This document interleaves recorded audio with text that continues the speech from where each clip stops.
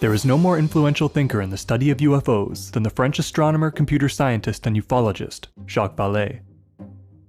By the late 1960s, Vallée drew ufology's attention to the deeply symbolic qualities of UFO reports, and demonstrated a continuity of symbols, actions, and archetypes from historical folklore and mythology. For his insightful and rigorously scientific approach to the field, Vallée has earned a reputation as the grandfather of ufology, and in his illustrious career, he pioneered an entirely new explanation for the UFO phenomenon. Vallée had an early exposure to UFOs. In 1955, a 16-year-old Vallée saw a disc with a half-dome on top, hovering half a kilometer away from his home in Pontoise, France. 6 years later, while working as an astronomer at the Paris Observatory, Vallée witnessed the destruction of tapes tracking the movement of a bright, unknown object orbiting the Earth in retrograde. With a newfound interest in UFOs, Vallée moved to Evanston, Illinois in 1962 to begin a PhD in computer science at Northwestern University. There he met Dr. J. Allen Hynek, scientific consultant to Project Blue Book, the UFO investigation group of the US Air Force. Together with a secret network of academic scientists, Hynek and Vallée shared their UFO research and discussed possible explanations. Vallée published 2 books on UFOs in this period, Anatomy of a Phenomenon and A Challenge to Science, both of which advocated the popular extraterrestrial hypothesis for UFOs, or ETH. These books brought a level of scientific rigor to the field previously unseen on the side of the ETH advocates, and earned the still young Vallée a reputation as a leading authority on the UFO phenomenon. In the fall of 1966, both Vallée and Hynek were invited to consult on the recently established scientific study of UFOs at the University of Colorado Boulder, but were barred from participating for their public advocacy of UFO research. When the Colorado Project published its controversial report discouraging further research on the UFO phenomenon, Vallée returned to France in disgust, and distanced himself for a time from the scientific community. Over his discussions with the Invisible College of UFO Scientists, Vallée began to feel that the extraterrestrial hypothesis was too simplistic to account for the great variety of UFO reports. He was puzzled by the fact that many UFO sightings coincided with other paranormal phenomena, and that many cases involved highly implausible scenarios, with specific elements that could hardly be expected of intelligent interstellar travelers with superior technology. Inspired by Carl Jung's work on UFOs, Vallée searched the historical record for stories of encounters with aerial wonders and supernatural beings, and found a number of common themes with modern UFO reports. For example, Vallée noted the similarities between medieval European fairies, gnomes, and goblins, and the short alien beings of 20th century UFO encounters. All these entities were known to occasionally abduct their witnesses, and leave them with symptoms of paralysis, disorientation, and amnesia.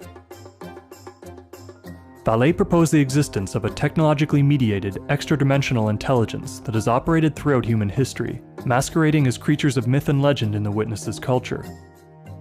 This intelligence has repeatedly manifested itself in the form of a technologically or spiritually advanced civilization, unreachable by humans, and just outside the understanding of the witnesses.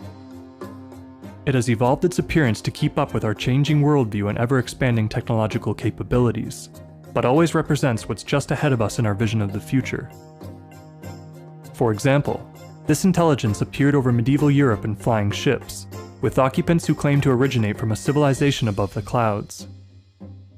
After the Industrial Revolution, the same intelligence appeared over the southern United States in dirigibles, with pilots claiming to be from foreign continents or the planet Mars.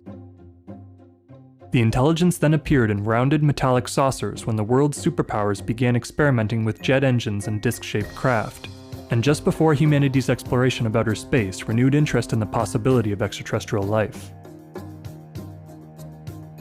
Vallée published his work in Passport to Magonia in 1969. The book is now considered a breakthrough in our understanding of UFOs, and it's revered as a cult classic. But initially at least, Vallée's views made him an outcast in the UFO community, which had largely formed a consensus on the extraterrestrial hypothesis. In his own words, Vallée became a heretic amongst heretics. In his next 3 books, The Invisible College, The Edge of Reality, and Messengers of Deception, Vallée developed the idea that the UFO phenomenon acted as a kind of control system to alter human belief systems and social structures over long periods of time. By drawing from powerful archetypes in our evolving cultural repertoire, they create a myth about themselves, their origin, means of travel, and purpose for visiting, which feeds back into our shared mythology with each new encounter.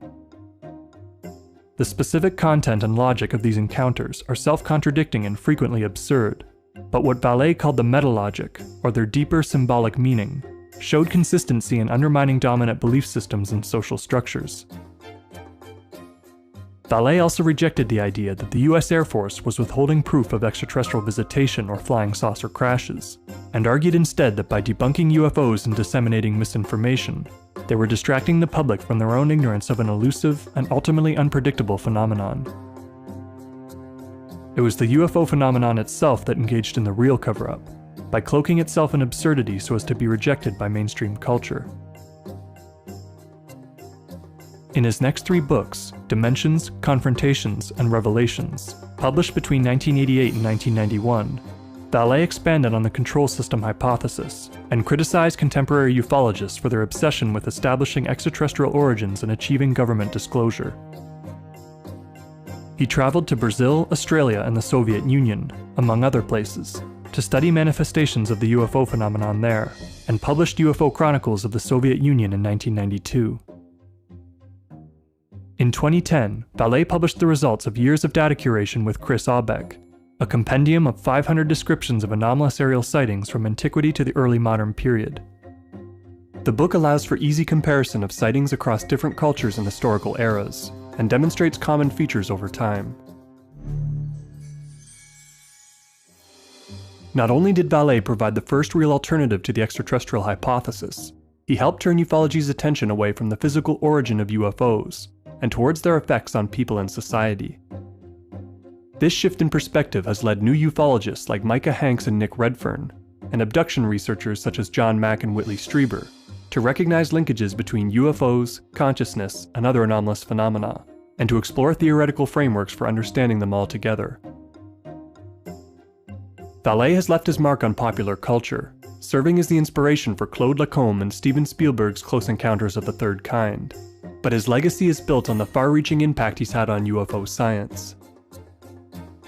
Vallée has made a number of game-changing breakthroughs in our understanding of aerial anomalies, and by reopening the question of UFO origins, he paved the way for many more.